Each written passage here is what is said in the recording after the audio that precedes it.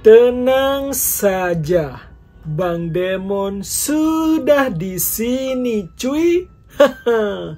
Kembali lagi di channel kesayangan kalian semua, Bang Demon, yang akan membahas kisah-kisah menarik, seru, menegangkan, dan juga sadis, cuy. Dan kali ini nih, cuy, kisah datang dari Korea Selatan yang mengisahkan tentang seorang lelaki yang bernama Kim Dae-do yang melakukan pembantaian kepada 17 orang selama 55 hari nih, cuy. Dan anehnya, cuy, pembantaian tersebut dilakukan karena ia sakit hati, dirinya direndahkan karena ia baru saja keluar dari penjara dan semua orang memandangnya sebagai sosok yang negatif nih, cuy. Dan karena itu ia melakukan aksi balas dendamnya tersebut selama 55 hari dan menghabisi 17 orang secara random atau acak nih, cuy.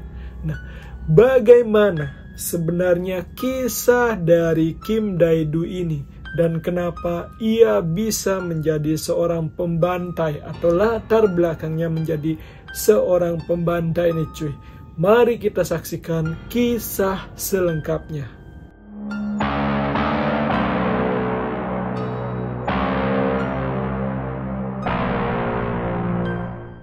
Kim Dae-do nih, cuy, merupakan seorang pria yang lahir pada tanggal 17 November tahun 1949 di pedesaan yang berada di Kabupaten Yeongnam, Jeolla Selatan. Dia merupakan anak tertua dari 3 putra dan 4 putri dari keluarga miskin nih, cuy. Orang tua Kim memiliki sebuah keinginan yang tinggi untuk anak-anaknya nih, cuy, di mana orang tuanya ingin menyekolahkan anaknya tersebut ke sekolah menengah pertama kelas atas di kota besar, dan akhirnya nanti setelah tamat dari sekolah menengah atas di kota besar tersebut, anak-anaknya bisa kuliah di luar negeri nih, cuy. Sebuah impian yang sangat mulia dari seorang tua kepada anaknya nih, cuy, meskipun ia menyadari bahwa kehidupannya jauh dari layak, cuy. Akan tetapi nih, cuy, meskipun orang tuanya sudah mengusahakannya, namun Kim Dae-do ini gagal dalam ujian untuk masuk ke sekolah kelas atas tersebut, dan ia juga tidak memiliki keterampilan khusus yang memungkinkannya mendapatkan sebuah pekerjaan yang bergaji tinggi, cuy. Dan akhirnya ia bekerja di ladang pertanian di kota kelahirannya, cuy, karena ia memang tidak memiliki keahlian untuk bisa mendapatkan pekerjaan yang lebih baik menurut pikiran dari Kim Dae-do ini, cuy. Dan setelah itu nih, cuy, Kim akhirnya pindah ke Mokpo nih, cuy, dan di sana ia melakukan pekerjaan serabutan di daerah tersebut untuk bisa menghasilkan uang, cuy. Setelah bekerja beberapa waktu di Mokpo nih, cuy, akhirnya Kim memutuskan untuk kembali ke Seoul, dan di mana saat itu nih, cuy, dia pun terbebas dari wajib militer nih, cuy, sehingga ia bisa hidup lebih tenang, cuy.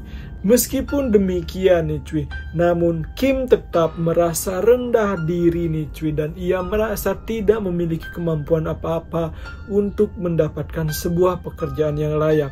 Akhirnya nih, cuy, ia pun melakukan sebuah pekerjaan kejahatan kecil-kecilan, dan akibat kejahatannya tersebut, cuy, ia pun dipenjara sebanyak 2 kali, cuy. Dimana tadi terkait penyerangan, kemudian terkait pemalsuan barang bukti, cuy. Kemudian nih, cuy, setelah beberapa waktu ia mendekam di penjara, Kim pun akhirnya dibebaskan. Nah, setelah dibebaskan ini, Kim kemudian berusaha mencari pekerjaan dengan jalan yang benar, cuy, di mana ia melamar ke beberapa tempat sebagai pekerja pabrik, dan akhirnya nih ia pun diterima di salah satu pabrik untuk bekerja di sana. Akan tetapi nih cuy, reputasinya sebagai mantan narapidana mengikutinya kemana-mana, dan ini membawa dampak negatif kepada dirinya, dan hal itu pula yang membuat sosok Kim dicap negatif atau dalam tanda kutip dibenci oleh masyarakat cuy.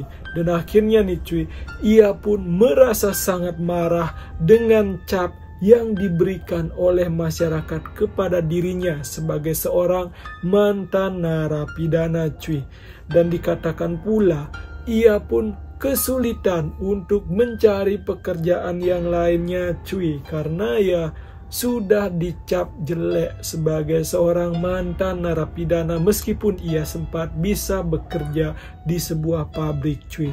Dan sayangnya nih cuy, dengan rasa sakit hatinya karena dalam tanda kutip dikucilkan dari kehidupan di masyarakat akibat statusnya sebagai mantan narapidana nih cuy, Kim kemudian membalas perlakuan masyarakat tersebut dengan hal yang sadis, dan ia melakukannya sesuka hatinya secara acak cuy. Dan apa yang dilakukan oleh Kim ini cuy, dikabarkan sampai-sampai membuat orang Korea saat itu takut keluar rumah cuy. Karena ya memang bener nih sih, si Kim ini melakukan pembunuhan atau pembantaian secara acak dan sangat sadis. Tak hanya pembunuhan, ia juga merampok dan bahkan memperkaos cuy. Selain itu cuy, Kim Dae-do ini juga disebutkan sebagai pembunuh berantai pertama yang diketahui di Korea Selatan cuy, dimana selama 55 hari dari bulan Agustus hingga bulan Oktober tahun 1975, Kim melakukan pembunuhan terhadap 17 orang warga, termasuk orang tua dan juga bayi cuy. Dia tidak pandang bulu, entah itu orang tua, orang muda, bayi, kecil, remaja, dia habis sih cuy.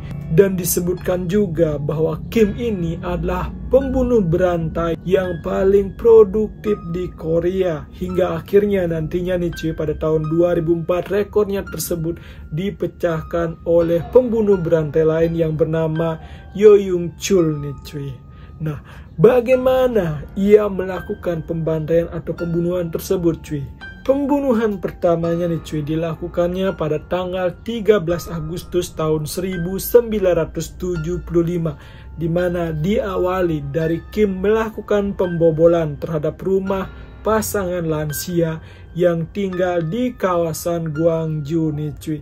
Dalam aksinya tersebut, ia membunuh pasangan pria lansia tersebut dan juga melukai wanita lansia itu, di mana ia melakukan penyerangan terhadap pasangan lansia tersebut saat mereka tengah tidur cuy.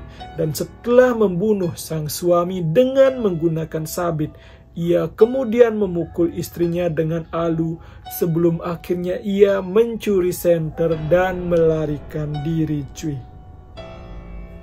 Dalam pelariannya tersebut, ia kemudian naik kereta menuju Suncheon, dan di sana Kim bertemu dengan mantan narapidana yang bernama Kim Hoe-woon yang berusia 27 tahun saat itu. Dan di sana ia melakukan kerjasama dengan mantan narapidana tersebut, dan mantan narapidana itu menyetujui dan ikut apa yang menjadi rencana dari Kim ini cuy. Dan akhirnya 6 hari kemudian, keduanya, Kim dengan mantan narapidana itu, memasuki sebuah toko di kawasan Mongtan, Kabupaten Muan, dan menewaskan pasangan tua yang mengelola toko itu beserta cucu mereka yang masih berusia 7 tahun cuy. Dan di sana juga ia mencuri 250 won, dan ia mencuri beberapa jenis minuman, dan setelah melakukan aksinya tersebut ia melarikan diri cuy. Setelah melakukan pembunuhannya yang kedua, mereka berdua ini kemudian kembali naik kereta dengan tujuan Seoul. tempat mereka berencana akan merampok sebuah rumah yang penuh dengan uang cuy.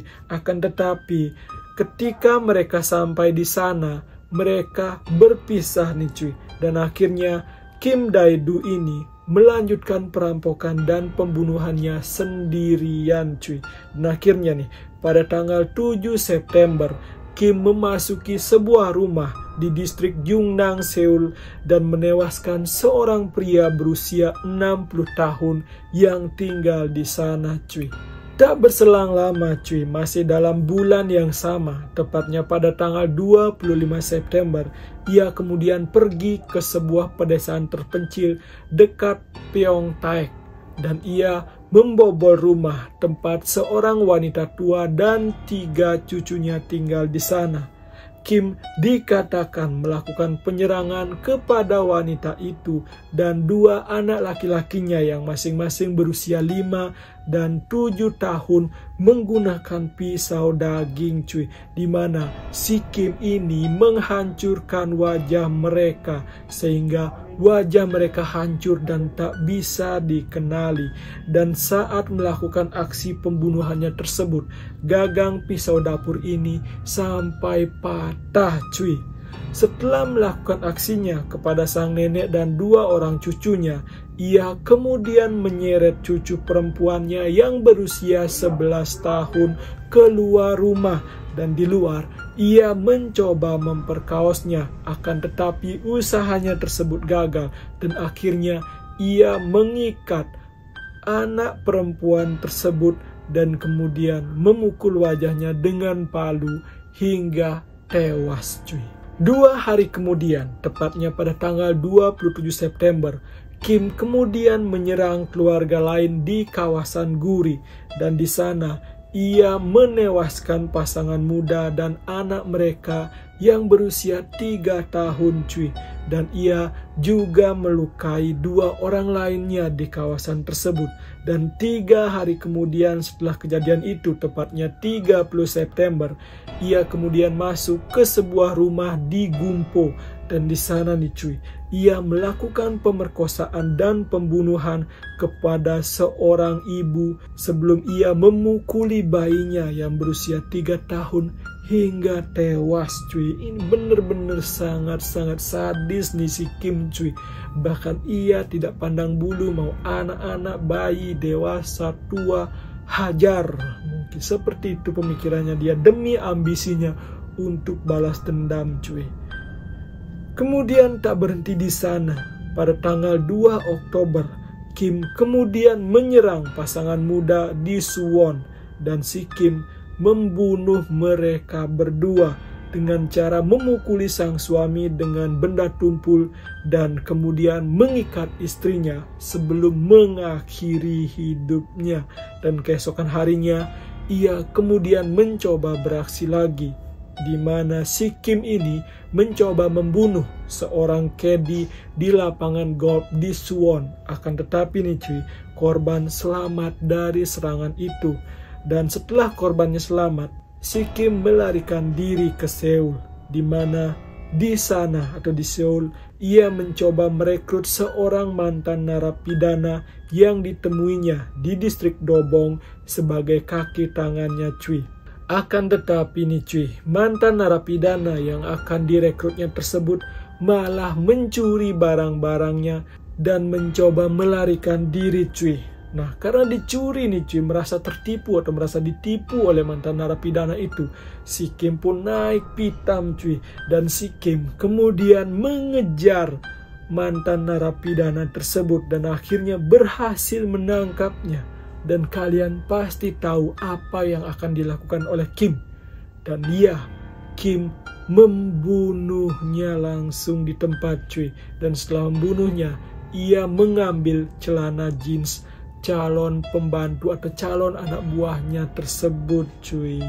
Dari pembunuhan mantan narapidana inilah kemudian mengantarkan Kim ditangkap oleh polisi cuy. Dimana nih cuy, setelah mencuri celana jeans mantan narapidana itu, celana jeansnya masih berlumuran darah dan Kim tetap pergi ke sebuah binatu atau tempat cuci pakaian di dekat stasiun Cheongyangni untuk mencuci celana jeans tersebut, cuy.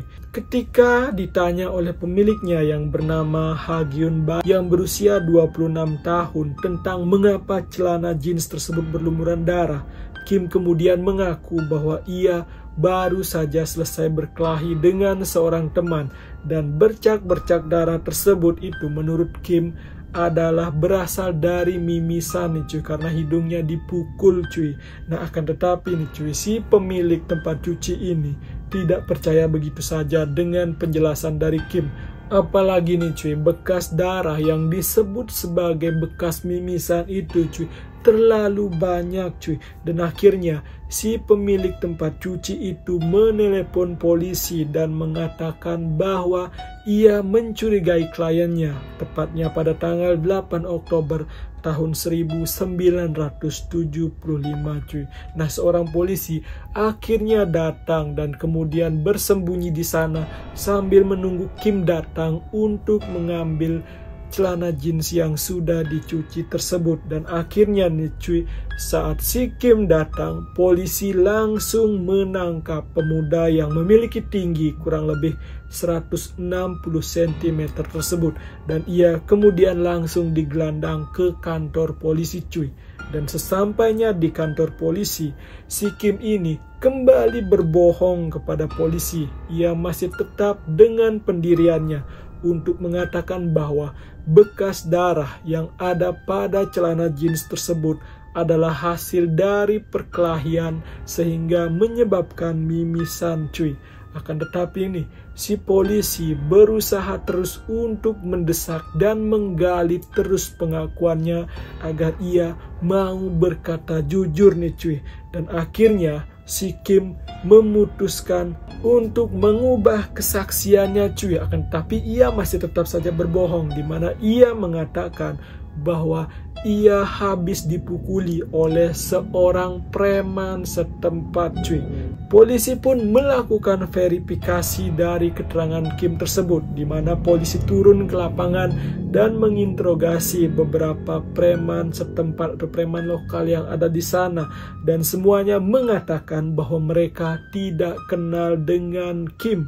Dan setelah itu para detektif menyimpulkan bahwa Kim kemungkinan adalah seorang pembunuh. Mereka pun mulai melakukan atau memaksanya untuk mengaku nih cuy, agar Kim ini mau mengaku. Polisi dan detektif terus memaksa dan mendesak si Kim cuy.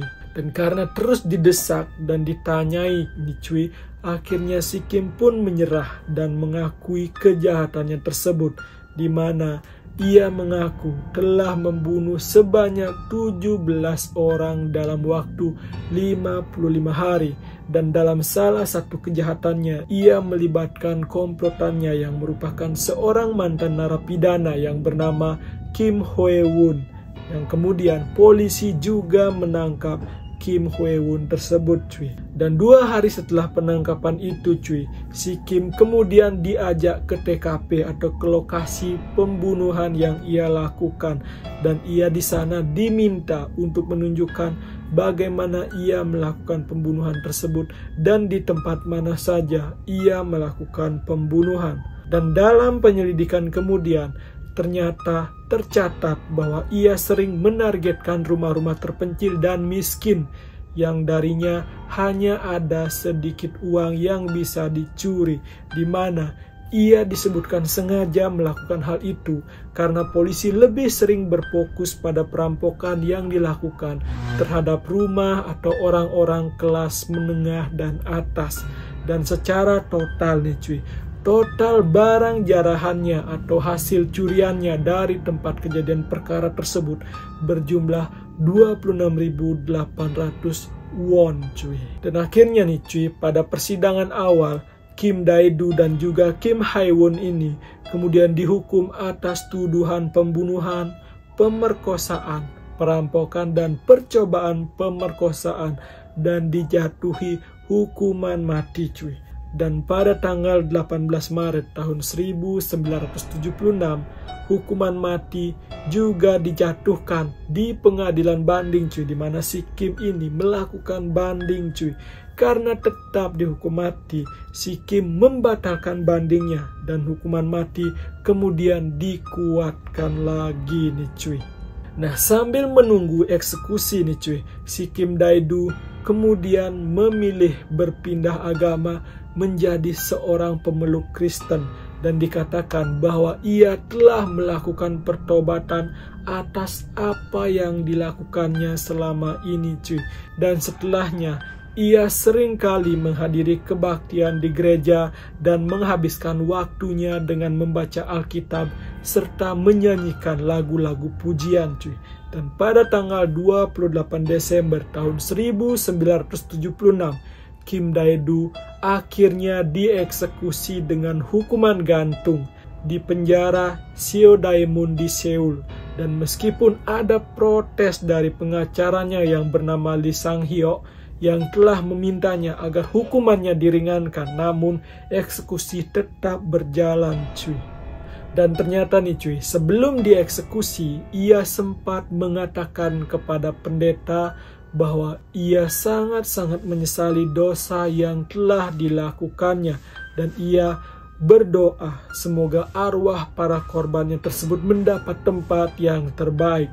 Selain itu, ia juga meninggalkan sebuah surat wasiat yang berbunyi, "Saya berharap sikap dingin masyarakat terhadap mantan narapidana bisa diperbaiki."